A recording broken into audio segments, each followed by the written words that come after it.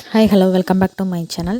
இன்றைக்கி வந்து த்ரெட்டை வச்சு இது மாதிரி ஒரு சிம்பிளான டிசைன் நம்ம எப்படி பண்ணலான்றதை பார்க்கலாம். ஃபஸ்ட்டு வந்து நம்ம என்ன பண்ணுறோன்னா, ரோப்பு வந்து நான் எடுத்துருக்கிறேன், பைப்பிங் ரோப்பு. இதை வந்து நம்ம வந்து ஃபஸ்ட்டு கம் வச்சு ஒட்டிட்டு அடுத்து வந்து நம்ம ஜிக்ஜாக்கில் ஸ்டிச் போடணும். ஜிக்ஜாக் ஸ்டிச் வந்து தெரியும்னு நினைக்கிறேன் எல்லாத்துக்கும். இது வந்து நீங்கள் நார்மல் த்ரெட் இருக்குல்ல, சுவிங் த்ரெட்டு, அதை எடுத்து ஜிக்ஜாக்கில் ஃபுல்லாக போட்டுக்கோங்க. கம் வச்சு ஒட்டிட்டு நெக்ஸ்ட்டு வந்து இதை போட்டுக்கணும். இதை போடும்போது நமக்கு வந்து த்ரெட்டு வந்து இன்னும் சேஃபாக இருக்கும், இன்னும் நகலாமல் இருக்கும். அதனால் நம்ம இதை யூஸ் பண்ணிக்கலாம், இந்த ஸ்டிச்சை. நெக்ஸ்ட்டு வந்து என்ன பண்ண போகிறோம்னா, த்ரெட் லோடிங் கொடுக்குறோம். இதுக்கு வந்து நான் என்ன த்ரெட் எடுத்திருக்கேன்னா, நான் த்ரெட் எடுக்கலை, இது வந்து ஜரி த்ரெட் எடுத்திருக்கேன், சில்வர் கலரில் எடுத்திருக்கேன். சரியா? இதை வச்சு நம்ம த்ரெட் லோடிங் வந்து கொடுத்துக்கலாம். இது ஃபுல் அண்ட் ஃபுல் த்ரெட்டை வச்சு நம்ம பண்ணுற டிசைன். அதனால் நீங்கள் இதை மாதிரி கொடுத்தீங்கன்னா நல்லாயிருக்கும். இல்லை எனக்கு சென்டரில் நான் ஃபுல்லாக சுகர் பீடு வச்சுக்கிறேன், சுகர் பீடும் 3mm அல்லது 4mm வச்சுட்டு நான் இந்த டிசைன் கொடுக்க போகிறேன் அப்படின்னாலும் ஓகே. த்ரெட்டை வச்சு பண்ணும்போது இன்னும் கொஞ்சம் அழகாக இருக்கும்.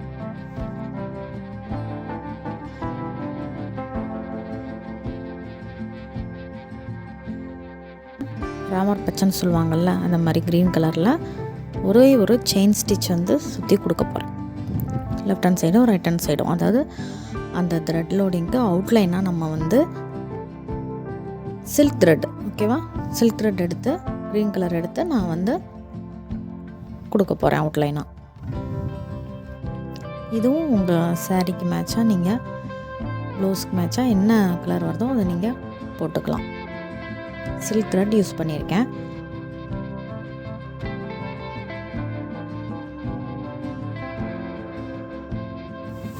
நெக்ஸ்ட்டு வந்து அவுட்லைனாக ஜரி த்ரெட்டை வந்து நான் கொடுக்க போகிறேன், 2 சைடும். சரியா? நீங்கள் சில்க் த்ரெட் கொடுத்தீங்கல்ல, அதுக்கு அடுத்து 2 சைடும் ஜரி த்ரெட். நான் சில்வர் கலர் யூஸ் பண்ணியிருக்கேன், அதாவது ஒயிட் கலர். நீங்கள் வந்து நடுவில் கோல்டு கலர் கொடுத்தீங்கன்னா கோல்டு கலரே நீங்கள் யூஸ் பண்ணிக்கோங்க, ஓகேவா? இதுக்கு வந்து உள்ளுக்கு வந்து 2 லேயர் செயின் ஸ்டிச் தேவையில்லை, நீங்கள் கொடுக்கணுன்னா கொடுத்துக்கோங்க. அடுத்து வந்து இந்த டிசைனுக்கு வந்து 0.5 கிட்ட நான் வச்சுருக்கிறேன். புதுசாக போட போகிறேன் அப்படின்னா நீங்கள் 0.5 வச்சு போட்டிங்கன்னா உங்களுக்கு கரெக்டாக இருக்கும். இல்லை நார்மலாகவே எனக்கு தெரியும் அப்படின்னா நீங்கள் வரிசையாக அப்படியே போட்டுகிட்டே வரலாம், ஒன்றும் பிரச்சனை இல்லை. ஏன்னா உங்களுக்கு தெரியும், ஃபஸ்ட்டு ஒவ்வொன்றா தான் நம்ம போட போகிறோம்ல. ஃபஸ்ட்டு இதை போட்டுட்டு நெக்ஸ்ட்டு வைக்கும்போதே உங்களுக்கு தெரிஞ்சிடும் எங்கனக்குள்ளே வைக்கணும் அப்படின்றது. ஏன்னா 2க்கு நடுவில் நமக்கு இதுதான் வரப்போகுது, த்ரெட்டு தான் வரப்போகுது.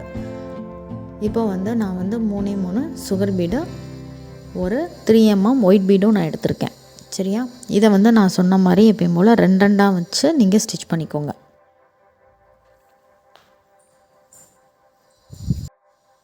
இப்போ நான் வந்து ஃபஸ்ட்டாக அந்த த்ரெட்டு செயின் ஸ்டிச் இருக்குல்ல, அதிலேருந்து கொடுத்தேன். இப்போ வந்து கீழேருந்து, அதாவது இந்த மெத்தட்லேயும் நீங்கள் கொடுக்கலாம், கீழேருந்தும் நீங்கள் மேலே போகலாம், அல்லது மேலேருந்தும் கீழே வரலாம். சரியா? இப்படி நீங்கள் கொடுத்தீங்கன்னா என்ன யூஸ்னால், உங்களுக்கு கீழே அந்த நாட்டு வந்து தெரியாது. சரியா?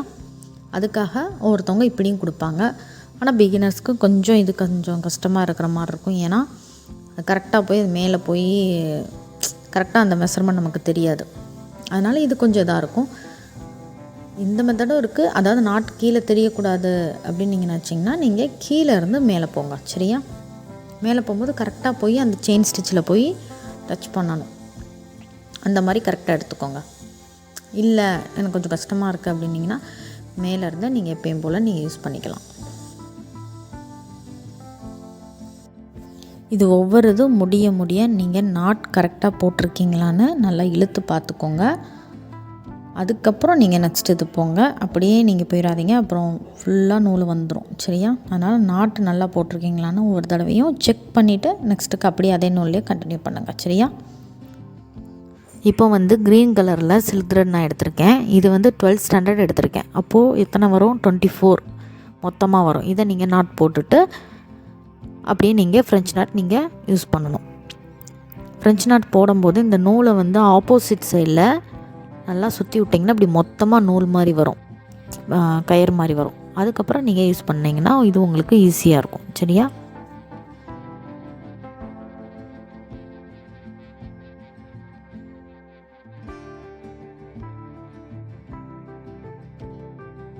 அது மாதிரி ஃப்ரெஞ்ச் நாட் போடும்போது செயின் ஸ்டிச்சை ஒட்டி நீங்கள் எடுக்கணும் நூலை. சரியா? அவ்வளோதான், இந்த டிசைன் முடிஞ்சது. பிடிச்சிருக்குன்னு நினைக்கிறேன். பிகினர்ஸ்க்கு ரொம்ப ஈஸியான டிசைன். ட்ரை பண்ணுங்கள். தேங்க்ஸ் ஃபார் வாட்சிங். லைக் பண்ணுங்கள், ஷேர் பண்ணுங்கள் அண்ட் சப்ஸ்கிரைப் பண்ணுங்கள். தேங்க்யூ.